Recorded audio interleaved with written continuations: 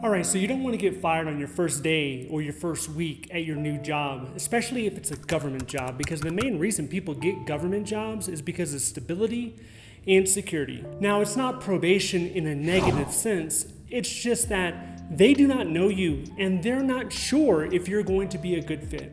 So this gives them time, and essentially during this time, you're an at-will employee, meaning that you could be fired for pretty much any reason or no reason at all. However, about 85-95% of the people, they're going to get through this probation period. So do not let that get on your nerves too much. One of the things you definitely should not be doing is showing up at work late, especially during the first 12 months. I hear conversations all the time by the elevators or by the water cooler. They're like, oh my goodness, can you believe Kathy is late again? And she's still on probation. Can you believe that? Yeah, your coworkers are going to talk like that. Obviously, you do not want to be that person. So make sure you are showing up on time. You're treating your coworkers, your supervisors, everybody with respect. And also, it should go without saying that you need to show up on the job sober. You cannot be intoxicated. You cannot be smelling like alcohol. Okay, so what should you be doing on the first week? The first thing is you have to memorize those acronyms. Depending on what agency you get into, there will be a whole bag full of acronyms that you're going to have to commit to memory. So you could do this on a notepad, write it down, or download your favorite note-taking app, whether it's on a smartphone or a tablet or whatever you have. Start writing those acronyms down. Do not be afraid to ask questions. You need to understand the language of that agency, pretty much the language of how business is done. So ask those questions. Keep reviewing the acronyms, review the jargon until you commit it to memory. Next, you have to understand what you will be responsible for. And this can be a shock or surprise a lot of different people because you saw the job announcement. Those duties are not comprehensive. You could be assigned different duties than what you thought you were signing up for. So you need to take some time, sit down with your supervisor, start asking the questions. What am I responsible for?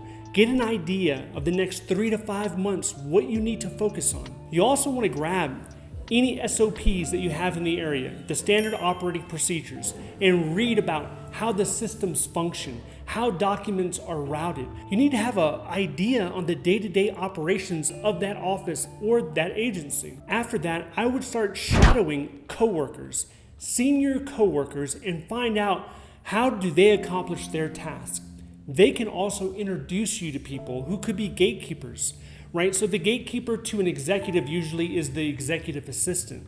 So they can introduce you to that person. You can start to establish a rapport so that when you need something, when you need a signature quickly, you have already built up that Goodwill Capital. Speaking of new people, you want to also print out or download the hierarchy of your office and agency.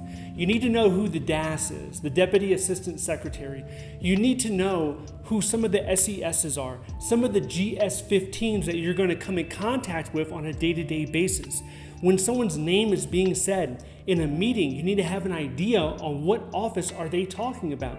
So start committing to memory some of those names and positions that are in hierarchy charts. Now, when it comes to training, it's going to depend whether you're remote or you're actually going into the office. A lot of the training is not necessarily formal, but it's someone that's showing you different steps on how to get something accomplished. Now, what I would recommend to you is that you record this if you're able to. You need to ask first. Ask them if you're able to record the different steps. I say this because it's really easy to forget a lot of the steps, so you do not want to come back and keep bothering the same person. Now, if this is done remotely, you can record your screen as the person is showing you, but like I said, you want to ask permission first.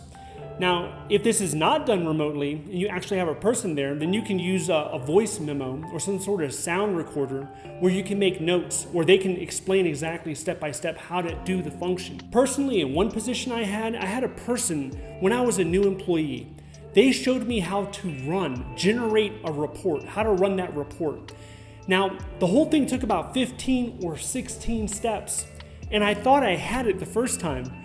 But a month or two later, I had to run that same report. I didn't have it.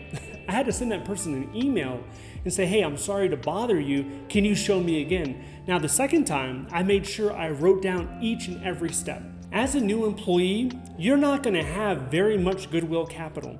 Some people will see you as a fresh face and they'll try to help you out, but not everyone's going to do this.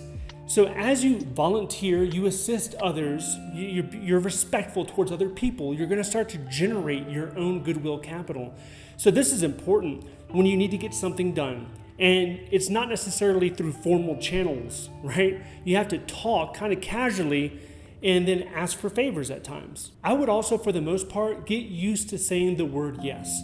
If someone invites you to a function, say yes. You might not want to go golfing or bowling, but if they're inviting you, that's an opportunity that you can meet new people in that agency or in other agencies that can start to grow your network and can somewhat grow your influence. All right, so if you're telling me that's great, Armand, but I don't have a job yet, I'm still looking for that government job. I get that. And one of the things that could be holding you back is the usajobs.gov job filter. If you don't have that job filter set up right, you're doing yourself a disservice. So if you want to learn how to set up a strong job filter, I want you to watch this video next. If you would like to see more videos like this, please click like and subscribe. Thank you so much for watching, and I'll see you in the next one.